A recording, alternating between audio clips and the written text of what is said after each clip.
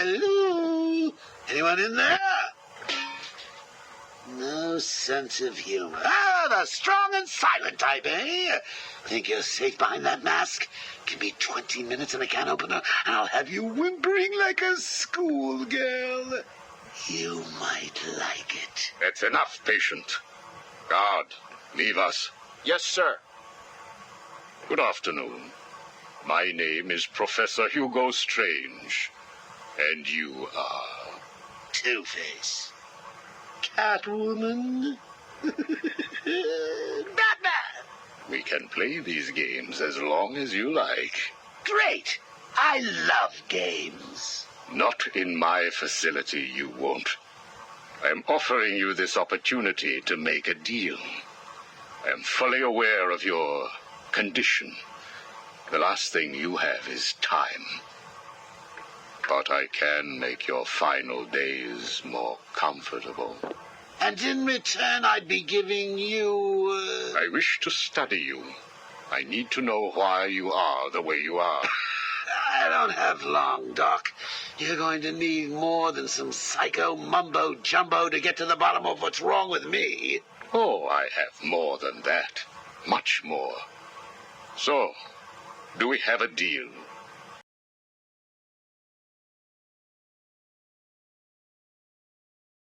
How are you feeling today? You promised me another doctor, Strange. Maybe you shouldn't have killed the one I sent last week. What made you do it? Fish gotta swim, birds gotta fly. Besides, it was worth it to see the look on her face. Hey, you know what? I think I've got a piece of it here in my pocket. You are trying my patience. That was the third doctor you've killed. Well, keep on sending them, Doc. I'm trying to break my record. I think it is time for you to do something for me. Name it, Doc. Tell me how you came to be. Explain what made you what you are today. How you come to be sitting across the table from me, dying. Is that all? Well, I guess you could say I once had a very bad day. Really? Go on. It was a Thursday night. Things had been getting worse. I was 3 days from the bank foreclosing on my home. The chemical plant I worked nights at was about to lay off half the workforce. And I was sitting in the hospital, holding the hand of my pregnant wife, wishing to God that she wasn't dead. That must have been upsetting for you. Probably was. Back then, though, all I knew was that if I didn't let old man Falcone's men into the plant that night, they'd have killed me too. So here's the thing. I had to decide. Could I live without her? Was there any point going on? I've got to admit it. I was scared. Not of being dead, you understand. No one would blame you if you were. It is perfectly common. Do I look common? No. I was scared of the part just before you die, when you don't know what is about to happen, when you're desperately clutching at life and trying to hold on with slippery, blood-covered hands. So I made a decision right there. And what was that? That is a story for another day, Strange. I think I may need to see a doctor. Get me one.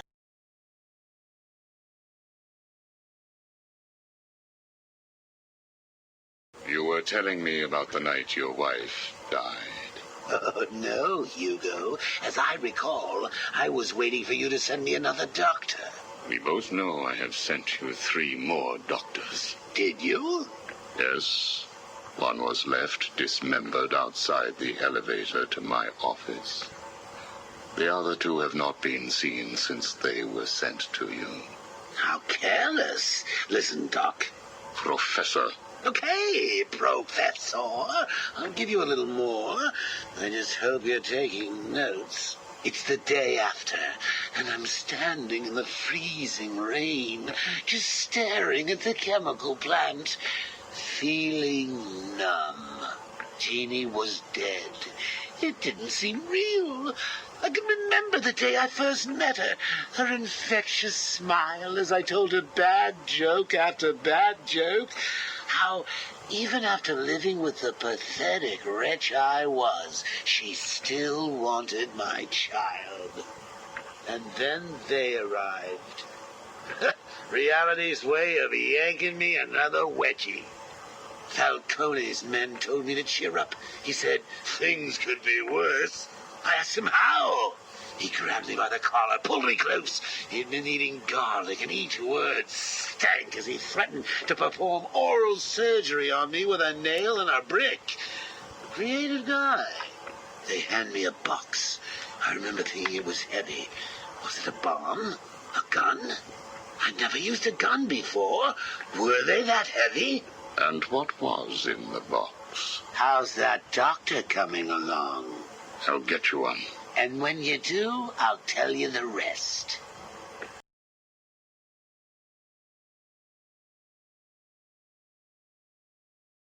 You are looking a little better, yes.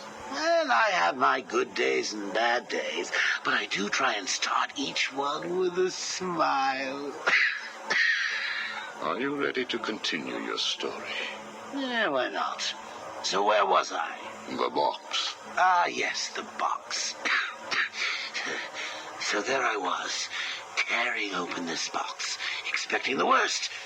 And all it had in it was a crazy red dome and a cloak. I thought they were having a joke with me, but oh no. They made me put it on. They said it was a disguise. It would keep me safe. It smelled like garlic. And that was it, really.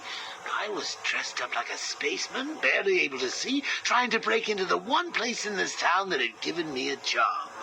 Have you ever tried to walk with an enormous fishbowl on your head? Don't answer that. It's hard. I couldn't see where I was going. I must have tripped one of the alarms. I heard muffled gunfire. I panicked and tried to run. And then I saw him. Who? That man. Really? Yes, really. Batman tried to hit me. I moved out of the way, but, well, what you need to understand is I had this giant bowl on my head, and I lost my balance. It's like life, really. One minute everything's bad, the next your wife's dead and you're hanging on for dear life, suspended over a tank of experimental chemicals. I'm sure he'd say he tried to save me, but we all know he didn't. I fell. For a second, just as I hit the surface, I thought I may just get away with this. I assume that wasn't the case. Do I look like I got away with it?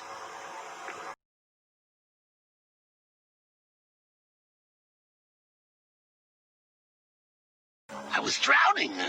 The chemicals were burning my skin. My entire body felt like it was on fire. And it was all his fault. Whose fault? Batman's? Who else? Yours? Come again? Let me tell you what I believe. I believe that you have fabricated a series of events that you use to conceal the truth about your condition. I have read 12 different accounts of your past. All different, except for one detail. Batman. What can I say? I like to keep things interesting. A wise man once told me that if you have to have an origin story, you're better off making it multiple choice.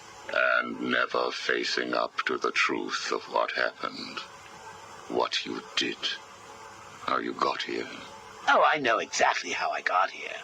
A big truck brought me here from Arkham. You remember the asylum, don't you? Of course. Well, good.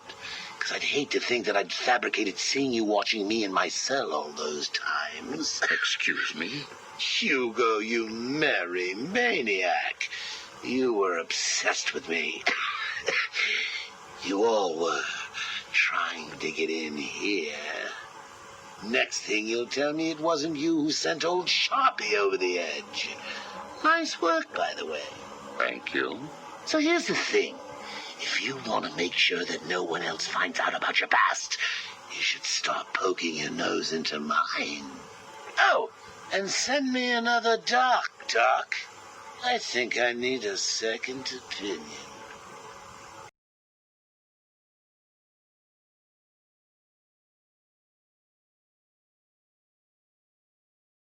Ooh, I can't believe I didn't think of this earlier. A hotline straight to my bestest friend in the world. Just think, I can call you up whenever I get bored. I think our relationship is really maturing here. The next thing you know is we'll be exchanging emails or meeting up for romantic dinners.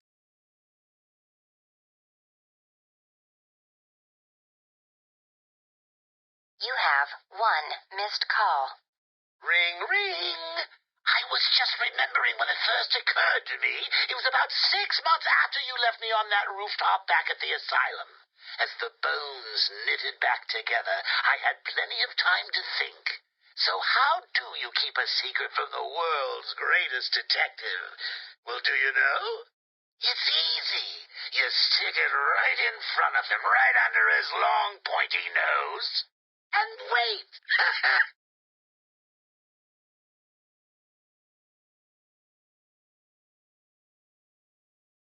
I hope you're doing your best here, Bats, because I've just had a horrible thought. We could both actually die here tonight. Fortunately, the odds are weighted in my favor, but just imagine how you'll feel if I'm gone. It's not like you're not lonely enough, right? All that brooding is not good for you, you know. Do you have someone to go home to each morning? And I don't mean that kid you drag across the rooftops. I mean someone real, someone you can talk to. I don't think you do. It's sad, isn't it? You do all this for Gotham, and the only person you can rely on is me.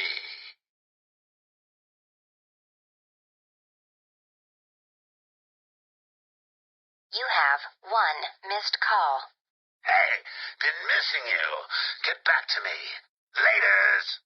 You have one missed call. Hello? I'm not sure that you got my call earlier. I'm just dying to speak to you. Call me, Bats.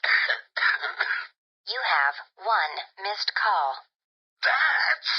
Seriously? You're making me paranoid. Why aren't you answering my calls? You haven't gone and died on me, have you? You have one missed call. Look, I know you're not dead. I'm missing a group of my guys down under the tower. Guess that means you know about the guns already. Okay, I admit it, they're mine. Strange gives them to me, okay? Can we be BFFs again? You have one missed call. Maybe it wasn't you that took out my guys. All right, then. The message I left before, you know, the one I left about the guns, you can ignore it. Just delete it. You have one missed call. Right. This is getting ridiculous. I've been leaving messages all night and you still haven't got back to me. Who do I need to kill to make you pick up? You have one missed call. And last, hey, Bats, where you been? I was just calling to find out how you're feeling. Are you getting the hallucinations yet? I know. It's hard to tell these days. You just never can tell if it's Scarecrow again, that little guy with the hat, my blood running through your veins, or if after all this time you really are actually going crazy. One missed call. Hey, Bats, are you okay? I'm sorry I had Harley steal your cure. You were so busy with Freeze that she didn't even have time to ask. But don't worry, as soon as that little minx is back here and I've had my share, I'll save some for you. You'll have to work for it, but it will be right here waiting for you. You probably won't believe this, but I don't really think I can sit back and watch you die. It's selfish, really, but we need each other. Life would be so boring without you. Who would I talk to? Who would really understand